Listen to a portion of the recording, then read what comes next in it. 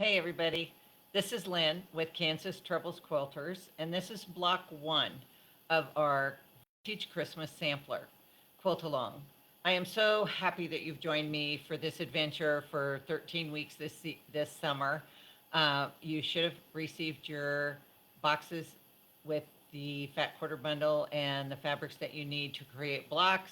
And then in August, you'll be receiving all that you need for your borders. Block one is the Christmas Bells Churn Dash block.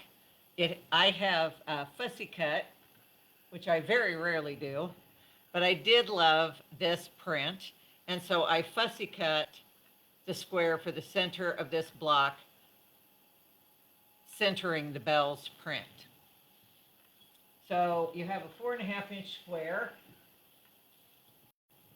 So if you have a 4.5-inch ruler, it's really easy to just find your center point at 2.25 inches and cut your bells. Now you notice there are going to be other parts of other bells in the print that are going to come around the edges. If you want to do 3 bells, 2 bells, whatever you want to do, that works great. Just so that you have kind of a centered design in the middle of the churn dash. I promise this is the only time that we're going to do any fussy cutting, because just the word fussy kind of fussies with me. So to construct this block,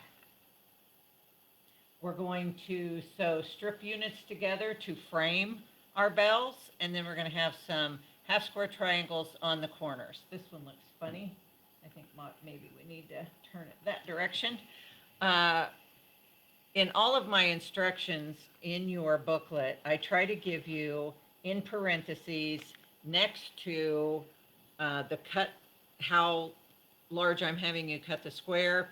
It has the size of the half square triangle, not the finished size, but the size that it's going to be trimmed to. And that's for those of you who use triangle papers, so that you know what I'm talking about and that we're both on the same page. A 2.5-inch finished half square triangle would normally 3-inch square. Okay, a 3-inch finished half square triangle would normally be cut 3 7/8 inches. I cut mine 4 inches. We put the red and the tan together. I draw my line diagonally on the lighter fabric, stitch a 1/4 inch, a very scant 1/4 inch. Give yourself plenty of leeway there. So a scant 1/4 inch on each side of the drawn line.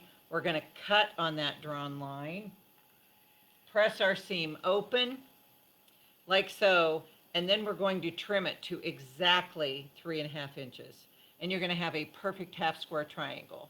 So even if you use triangle papers for a project like this where you only need 8, maybe you just want to make them individually like this, because that's only 4 blocks to get 8 half square triangles.